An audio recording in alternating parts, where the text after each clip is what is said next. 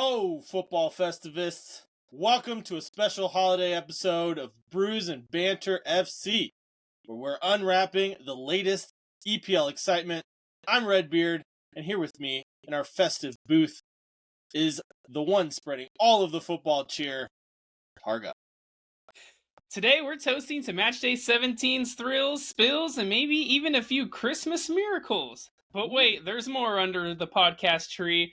We're bringing you a yuletide debate on the top 3 strikers of all time. It's a goal-scoring gift that just keeps on giving. So grab your favorite holiday brew, cozy up by the fireplace, and join us for a festive blend of football and Christmas cheer.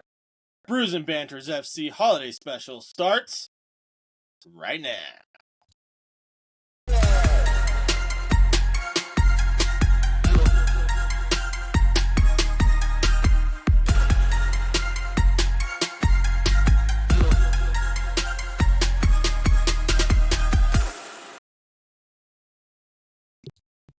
What's up, man? How you doing? Love the Christmas sweater you got on. I know, right? I got a no-lie, ugly Christmas sweater. A Santa hat. I got beer. You're in sunny Arizona. I am. That's the different background here. Yeah. Well, at least you got the sun. So, props to you. And I also have beer. Whoa, what are you drinking today? Oh, I am drinking Pizza Port Brewing Company out of Carlsbad, California. Chronic Ale Amber Ale. Have not had this one. It was in the back of the in-laws' fridge. For who knows how long, because the brother-in-law was like, oh, that's the beer I left here. And he now lives in North Carolina, so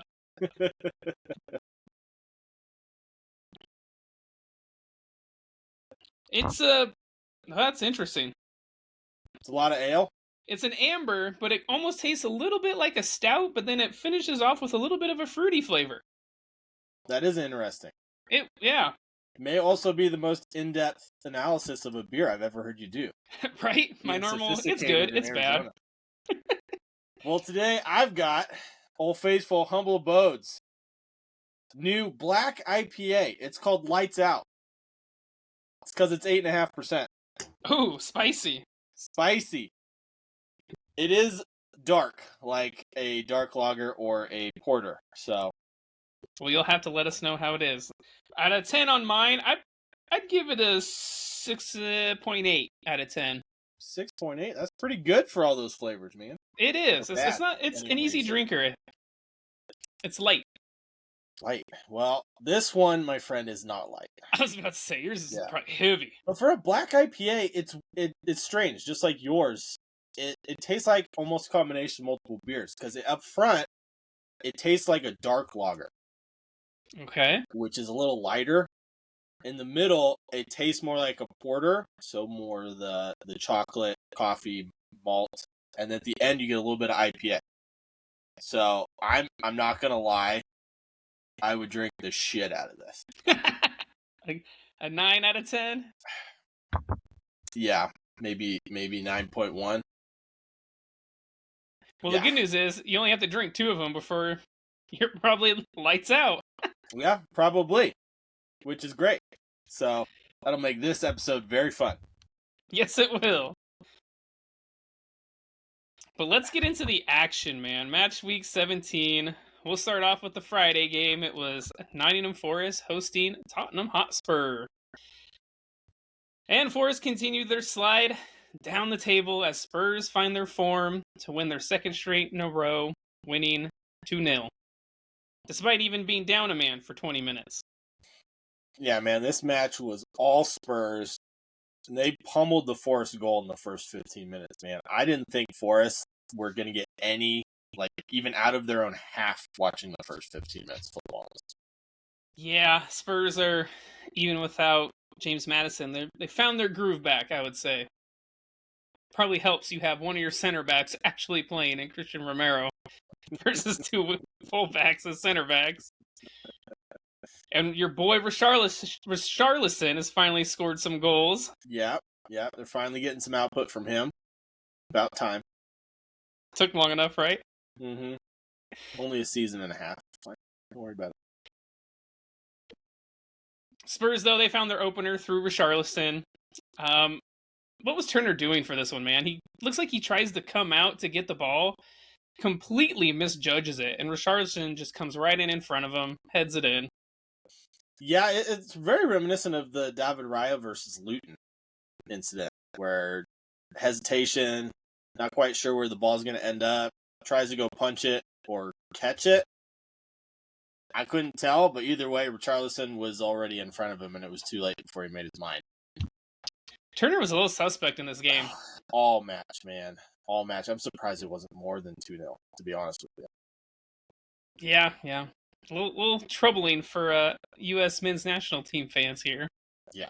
Luckily, they have multiple goalies that can come in and step up. But, I mean, Turner being, number one for the U.S. national team for a long time, it's very shaky. Forrest thought they'd leveled through Anthony Elanga, but he was just a smidgen offsides. And Kulusevski, man, he has found some form lately for Tottenham. He got the second one after, again, Matt Turner. Terrible clearance. Terrible. Not sure who he was passing it to. I mean, just... And then he makes the mistake. Kulusevski shoots it right at him, and he lets it through. It's just like... Makes one error, and then compounds it with a second error. Before we get to the head turner... The head turner? Let's talk about Kulusevski, man, because, he's been on fire. And I saw a stat, I think it was from February of 2022. 2022, yeah. He has the third most assists in the Premier League, right behind Bukayo Saka, fourth, behind Bukayo Saka, James Maddison, and Kevin De Bruyne. Which for him, it's, shows you how good he's been, even though he's been hurt for a lot of that time. It's almost like he's playing better, playing in the middle versus out on that right wing. Yeah, it's strange. Will be interesting to see what happens when James Maddison comes back, because that inevitably will happen soon, I hope, for Tottenham's sake. But it'll be interesting to see, especially since he plays. It's night and day better when he's on the wing versus when he's in the middle. So he's playing much better in the middle, yes. Yeah, much. But, I mean, all credit to Kulusevski, man. He put the hammer through that ball before it went through Turner's hands. He did, but again, it's right at Turner, man. You gotta... Yeah, it literally, it's right above his head, right through his hands. 2 hands on it, you gotta do better. Just have to. Yeah, who cares if it goes out in front of you and you spill the rebound? Just don't let it go in. It's not that hard. Spurs, though, a little dampener on things. Yves Bissouma, man, with a red card in the 69th. Came in high on a tackle. Originally, it was a yellow. VAR asked the ref to go to the monitor, and he gave it a second look and pulled out the red card. Bissouma will now serve a 4-match ban. Is this a red for you? Second straight red of the season. I'll be honest with you. Even at first glance, I thought this was a red. I didn't know how he gave a yellow. Dorian Yates really was screaming on the ground, rolling around. I mean, I saw it live, and I'll be honest, it didn't look bad. It looked pretty bad live, and then they showed a replay in regular motion from a different angle, and I was like, that's 100% a red. I was surprised the ref took so long at the monitor, to be honest with you. Again, the slow-mo replay does make it a lot worse, but I thought the on-field decision of a yellow was fine, but again, that replay, it made it look bad. Yeah. Definitely made it look worse. I will say that. Yes, it did. But I will give an obligatory shout-out to Vicario, man. He's easily, by far, my goalie of the season so far, man. The only reason Spurs are where they're at in the table is because of him. Is he the best summer signing in the Premier League? So far? Got definitely a shout for that, let me tell you, especially for what he means for Tottenham. I will definitely say that. Multiple point-blank saves, couple of goal line clearances. He's just everywhere, all at once. It's insane how this guy moves. Great shot stopping, great with his feet, yeah. Yep. And then I know you posted it on our Facebook, but today, the day this is recorded, as of the recording, Steve Cooper. Bye-bye. Bye-bye. Officially fired as manager of Nottingham Forest. looks like they're in talks with Nuno Espirito Santo Really? for his replacement after his sacking at Al Ittihad last month. I swear, Espirito Santo, man, he jumps around clubs like nobody's business. Yes, he does. We kind of saw this coming for Steve Cooper. I think I mentioned it a couple episodes ago. Maybe even as soon as the last episode that we did. Yeah, something like that. That was a few years ago, man. I mean, Nottingham Forest has been tumbling down the table. They're in a landslide. Luckily, everybody below them is awful, so they have that going for them.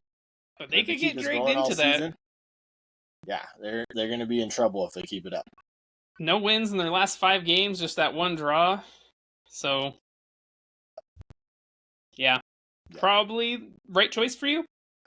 Yeah, I would say so, and not because of their away form, but because of how horrendous their home form has been, especially after the beginning of the season. They were doing so well at home, and now it's like they're just uninspired, even with their fans behind them. I think it's the right call.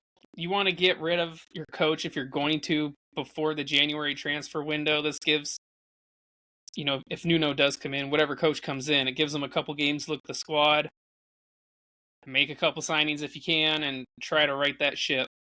Well, the thing for me, too, is Forrest has signed how many players? 25, 20, 30? In the past couple of transfer windows. Where are you going to go? You can't, most teams aren't going to want the players you don't want anymore. So you send them out on loan? Send them out on cheap? I think this last transfer window was done a bit better, at least smarter signings versus before, man. How many was it? It was like 15 players came in, a couple on loan, couple they bought. It was wild. Yeah, and I mean, they have the quality. It's there. It's there, but it was hard enough trying to sort through all those players, man. Yeah, they're like Chelsea. Oh, wait, Chelsea is, I was going to say, Chelsea have the bottom half of the table, but Chelsea's there too. They're not actually, they're mid-table. They're still top half, but pretty just much. barely. Oh, man. All right, well, let's move on to Bournemouth versus Luton. This game was 1-1 and was postponed after some scenes you don't like to see. No. As the Hatters captain, Tom Locklear would collapse on the pitch, and he'd be stretchered off later conscious and alert. So that's, I guess, good news for them. Yeah. It's nothing you want to see. It's terrifying as, former footballers, too, because, to see that happen to someone who has tests done regularly, especially on their heart. I mean, it's the second time it's happened in a calendar year. I mean, that's the worrying part. Against Coventry City in the second, in the playoff. Man. It happened in the 60th minute. Match was abandoned. They'll continue out the rest of the game. But I'll be honest with you, if I'm either team, I'm just like, you know what, let's call it a draw. I know they're looking into it, the Premier League. There's some certain qualifications for if there's a replay. I think a certain amount of time has to be played or something like that, but we'll see if it does happen and when. But otherwise, like you said, this is a 1-1 draw. And yeah, I honestly don't really need to talk about the match because it might not even matter at this point. It just prayers go out to Tom Locklear and his family. Agreed. And another team that had some prayers answered, Chelsea. They won 2-0 against Sheffield.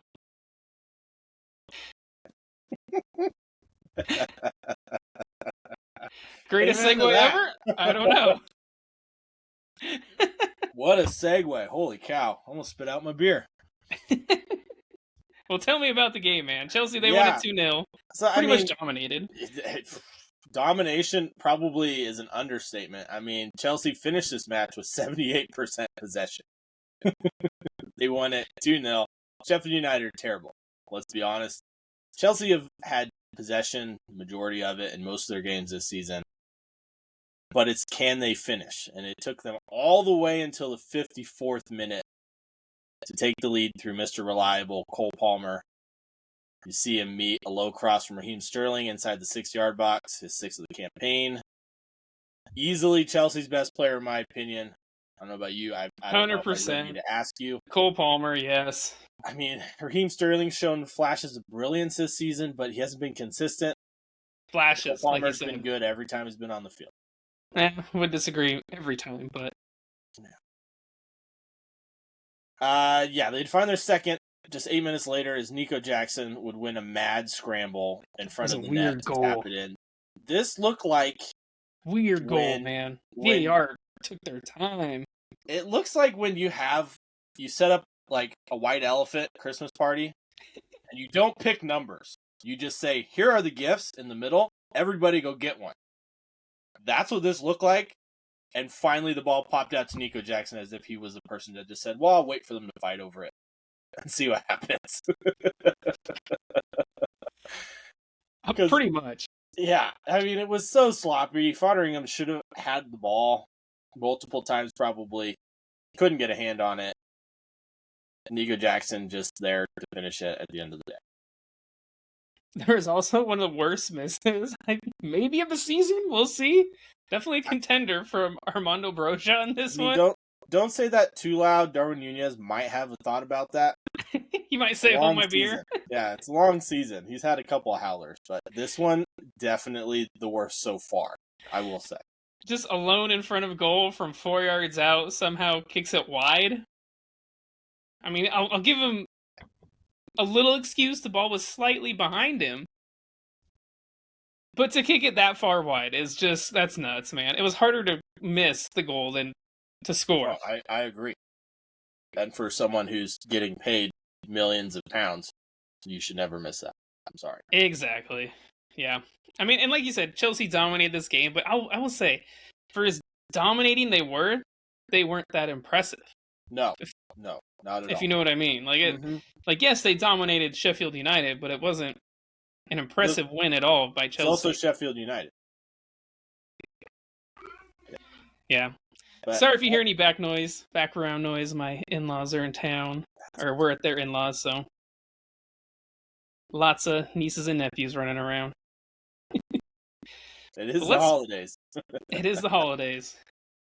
Let's move on to Manchester City, man. They drew 2-2 with Crystal Palace at the Etihad. Did you see this one coming, man? No, especially watching the game. Up until Palace scored, it was 100% Man City the whole game. But, I mean, what a terrible result for Manchester City as they go to Saudi Arabia for the Club World Cup. Not what you want to start that off with, especially traveling. No, it was a weird City performance because they were up 2-0. And usually 2-0 up Man City just kind of cruise to a victory, but that was not the case in this one, man. I mean, Jack Grealish got him going in the 24th. Honestly, I thought that goal was offside. It was so close. With you, I did too. Watching it live and then seeing the lines put on it, I guess he wasn't, but I guess. Very close. Yeah. I guess he wasn't, but still, that City, they slice and dice that Crystal Palace defense, man. Oh, some passing. Yeah. Slick passing. And then, Ederson would run out. There was an incident in the first half I want to talk about. Ederson kind of runs out of his box, takes out Mateta, gets a yellow. Could it have been a possible red?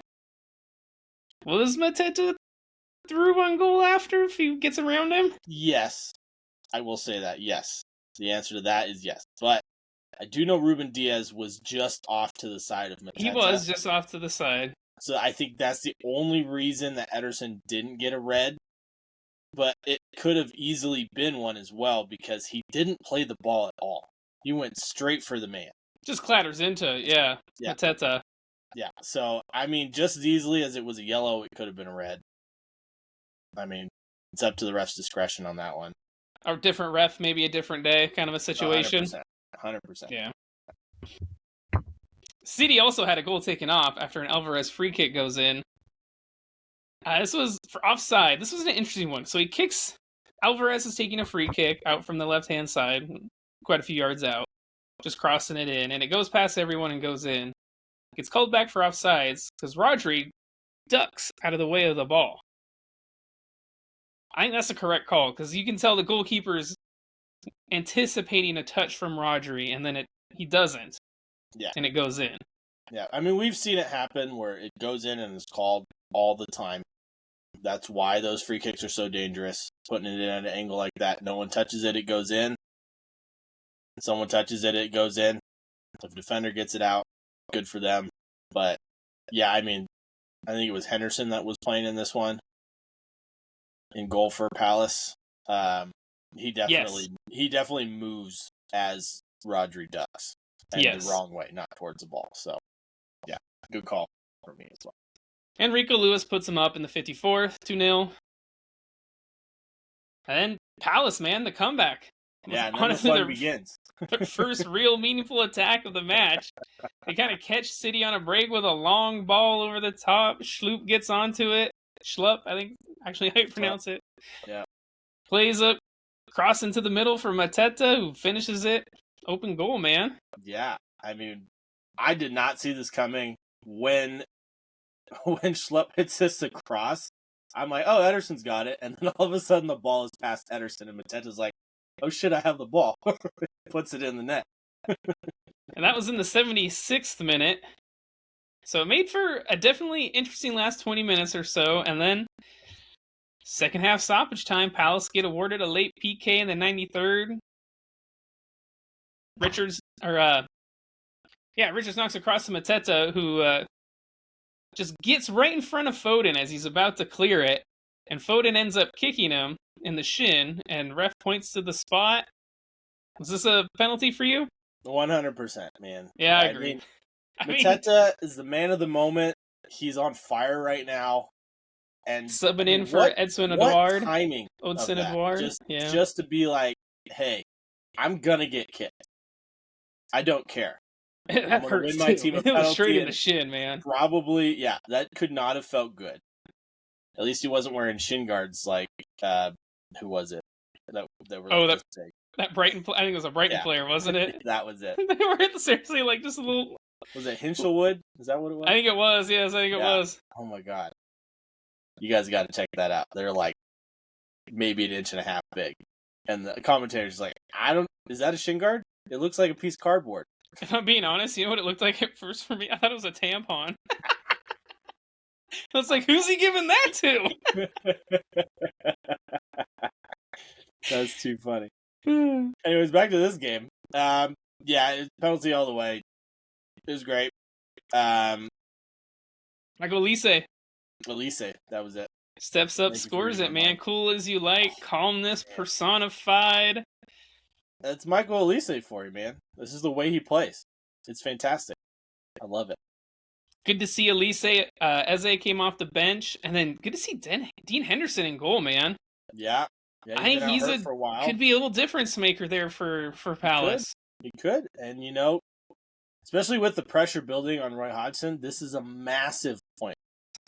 Yes, Roy Hodgson a little bit in the hot seat there. So, good point for Palace. They're in 15th place. City, though, 4th on 34 points. Yeah, man. They do not look. I would almost say that Manchester City are suffering from winning 3 back-to-back titles and a treble. They just look cocky when they get up 2-0, 1-0.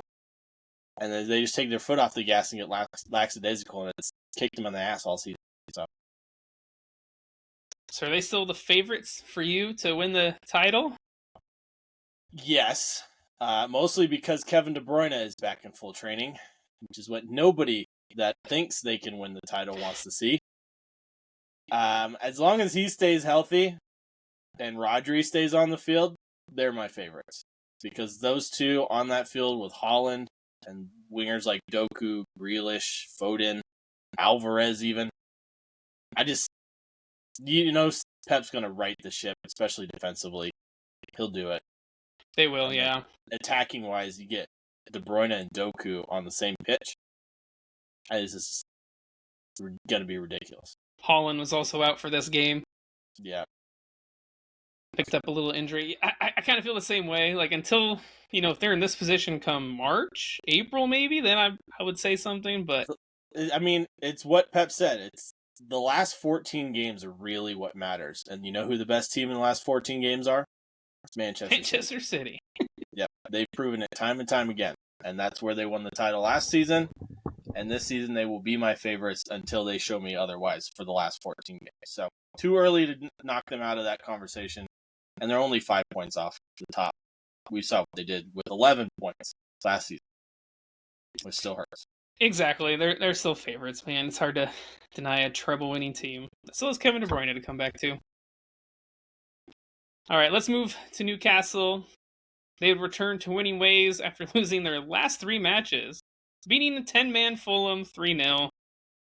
This one started out with some controversy. Raul Jimenez, we get a red card in the 22nd minute. He would kind of go flying in the Sean Longstaff, ass first, clatters into his face. It was hilarious. Ass to face.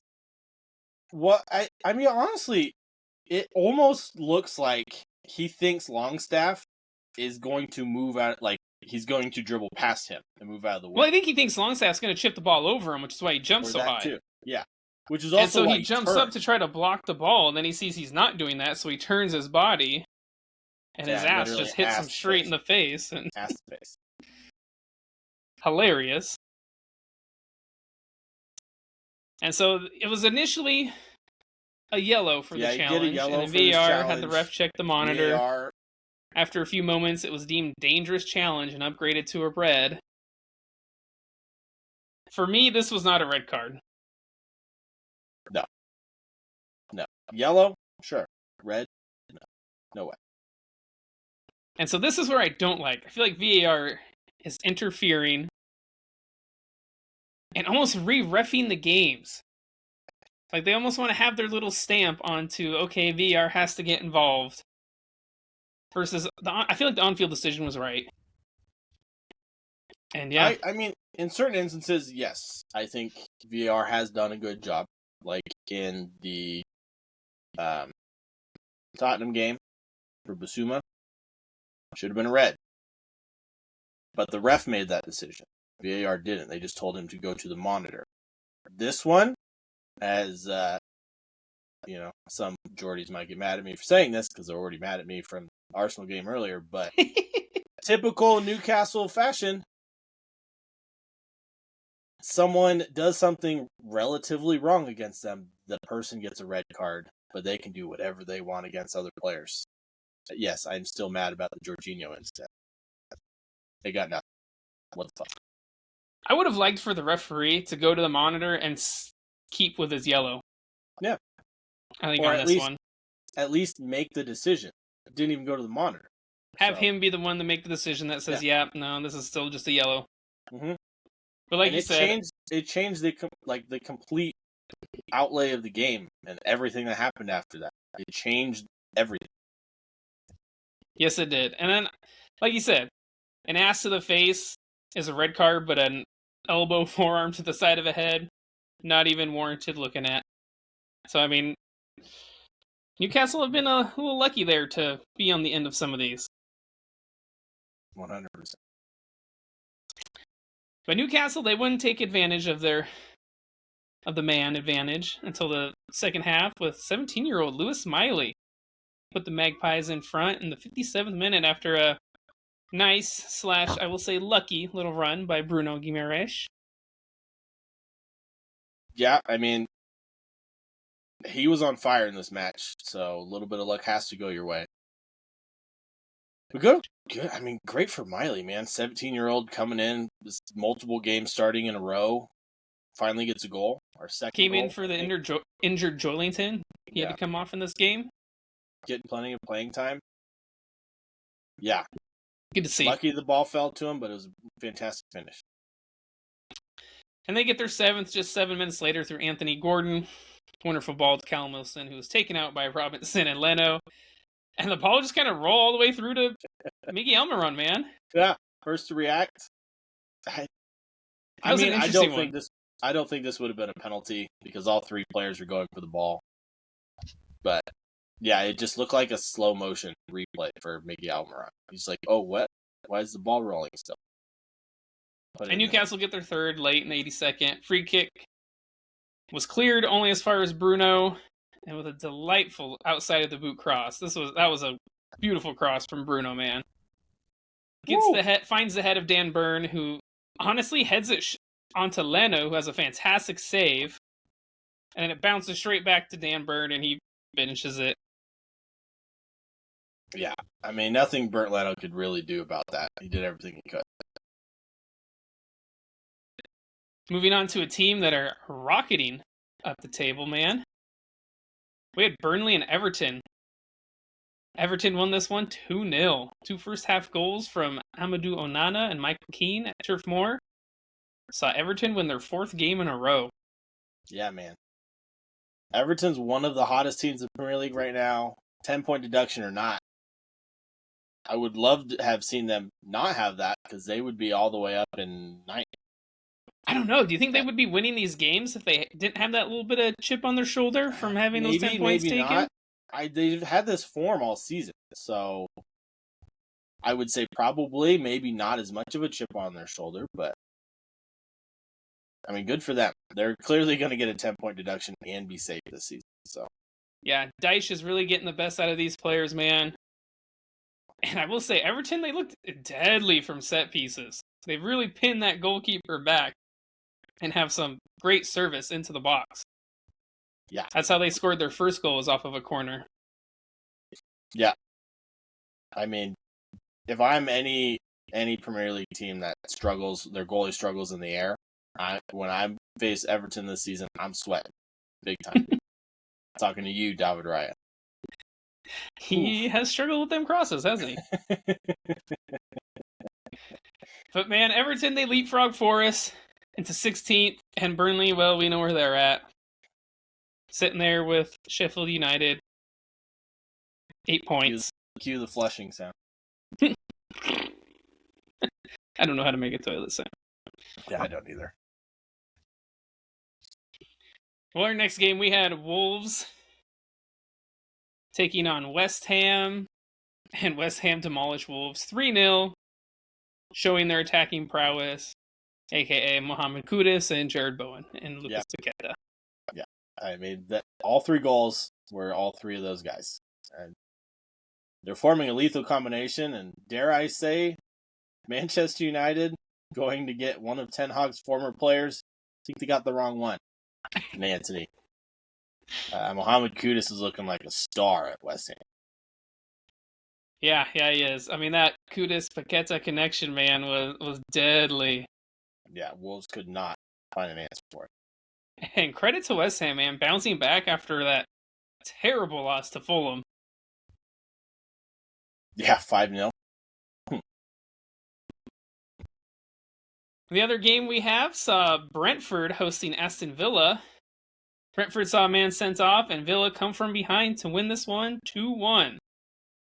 Villa also had a man sent off late, Boubacar Kamara, for a kind of nasty hands in the throat shove there. But Brentford, they would score first through Lewis Potter just before halftime, and then Ben Mee would see red for Brentford in the 72nd. Again, ref originally gave a yellow, VAR recommends on-field review, and a red is given. Red for you? Yeah, this one's tough, because unlike the Basuma one, it makes a lot less contact in this one. But his foot is in a bad area, man. Yeah. High around the shin, studs up. Yeah. If he gets contact, it's ugly. It is very ugly, and credit to Leon Bailey for not flailing around on the ground. But yes, round of applause for that, man. If that had been Bruno Fernandes or anyone else, yeah, they would have acted like they just got murdered. Yep. Quite a few players around the league would have done that. But, I mean, credit to him for not doing that. But at the end of the day, I think the ref probably got it right. Good on VAR for having him go to the monitor for this. What'd you say? Good on VAR? Yeah. Remember, this is recorded. We'll be able to prove you said that. Again, I asked for consistency. I will give credit where credit is due. Lots of red cards this round. Yeah. All the going back to look at these tackles at the monitors, man. I mean, Villa would score just 6 minutes after the red card, so it completely changed the entirety of the game. I mean, Alex Moreno, back from injury, at the back post. And then Oli Watkins would get the winner in the 85th minute from a corner. Wonderfully worked. He's there to finish it after a flick on. And then we had some feisty scenes, my friend. We did. This was almost like a derby match, man. It looked like when it. did this rivalry start between Villa and Brentford? No idea. No idea when that came about. But, I mean, Neil Maupay and, I mean, we know Emi Martinez. He's the ultimate player with that banter. Like, he's going to get in your face. He's going to piss you off. And Neil Maupay, I mean, we know he's got a temper, but I didn't think it would flare up that fast. So there's like two instances. There was one where it went out for a corner, goal kick, something like that. And Neil Maupay is running past Emi Martinez and gives him a little shoulder, bumps him, and Emi Martinez is rolling on the ground. Oh, was he acting like he got shot, went in trying to win an Oscar. And then a little bit later, kind of similar situation, Emi Martinez bounces into Neil Maupay. Maupay falls down, and he's looking at the ref. Emi goes and like tries to pull him up by his shirt, which he didn't need to do that. And then a little brawl ensues, and then that's where Boubacar Kamara gets his yellow, grabbing around the throat of, I forget which player it was, but I don't, but it almost looked like an open-handed throat punch. A little bit. It was like he had his hands there and just kind of shove. I don't know. I hope that guy wasn't chewing gum. That's all I gotta say. All right, well, let's move on to our Arsenal. They beat Brighton 2-0 at the Emirates. Ran away with it, man. Yeah, and I mean, this was Brighton's the first match they failed to score since February 18th of 2023. That's 32 matches ago. And I'll be honest impressive. With you, they didn't look like scoring this entire match. So I will say, I feel like they had one good chance, very late, that they put wide. That was it. Yeah. Like, I couldn't tell you if they had. I don't think they had any other shots on target. They had one shot on target. The one I'm talking about, they hit wide. Yeah. But I'm saying, like, just shots in general. They had next to none. It was crazy. Even Roberto De Zerbi came out and said, we're not used to getting dominated like that. Like, we usually have chances or create something, but not against Arsenal this time. No. I mean, if anybody wants to say anything about Arsenal, I mean, okay, they bottled it last season, but the one reason why they bottled it was probably because William Saliba was out, and they weren't sure up on the defense, especially in midfield. This season, can't say that. They are stifling on defense. As soon as you get the ball, they are looking to win the ball back immediately.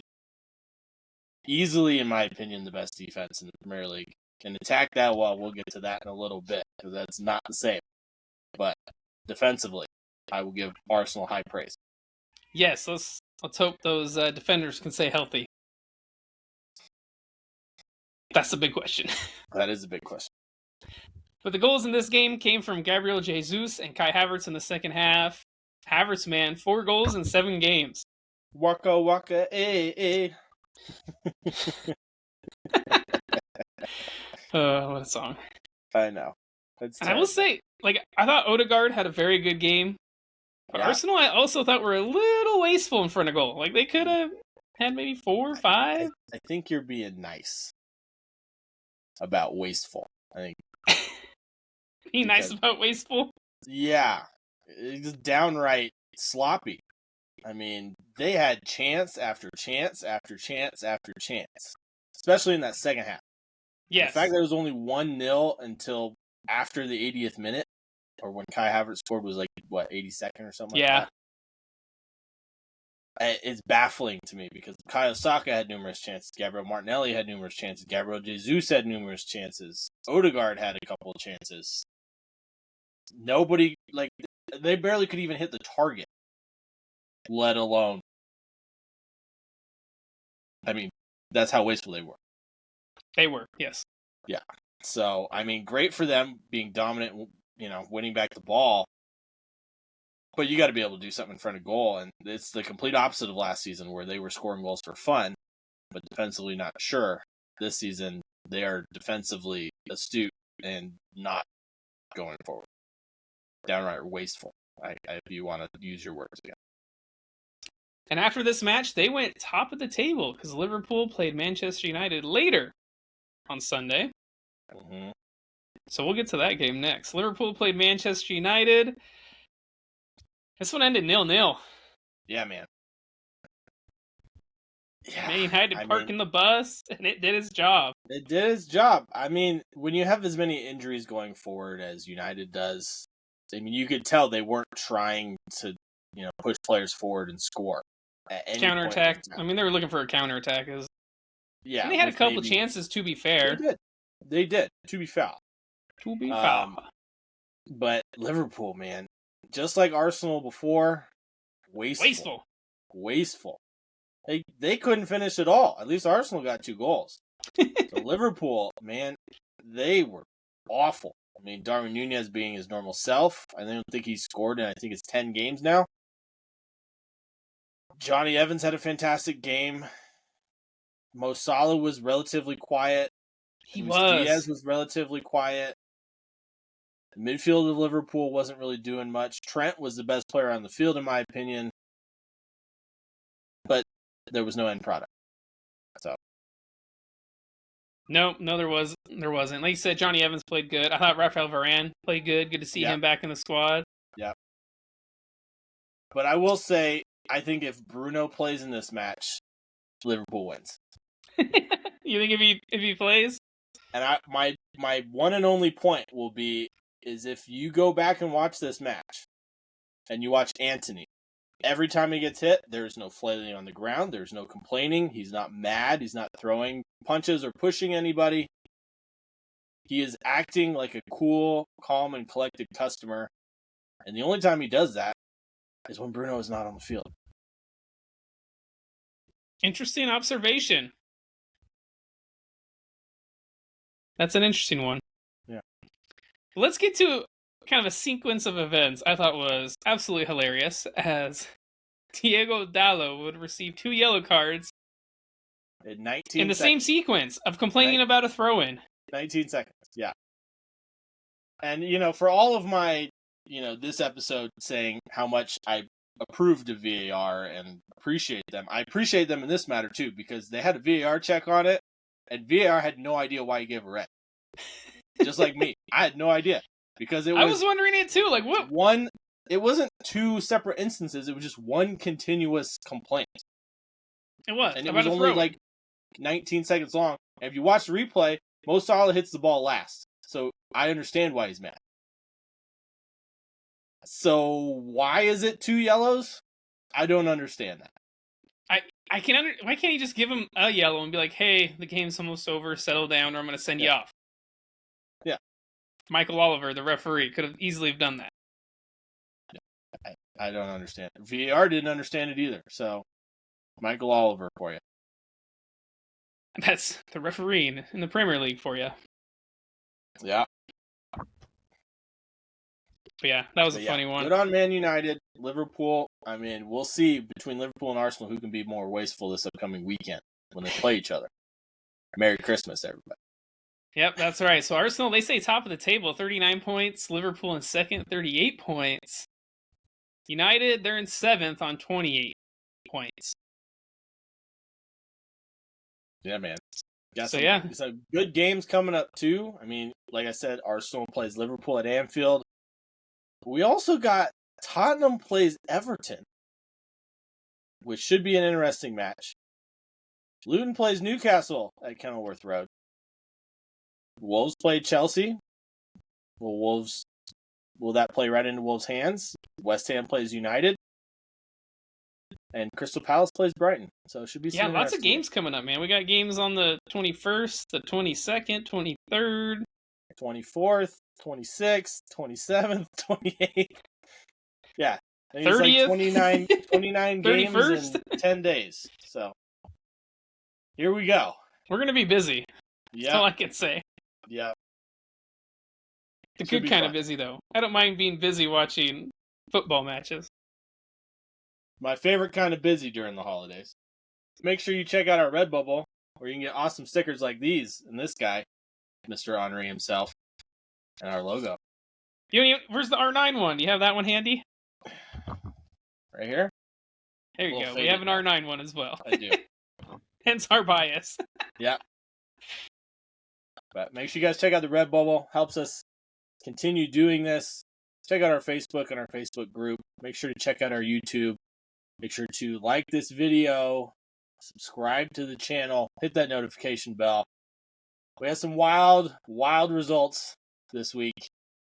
Man United somehow drawing Liverpool. Arsenal completely dominating Brighton. Crystal Palace coming from behind to tie Manchester City. Everton on fire. Newcastle back to winning ways, as well as Tottenham. But till next time, my friends. Happy holidays. From us to you and yours. And until then, cheers. Cheers.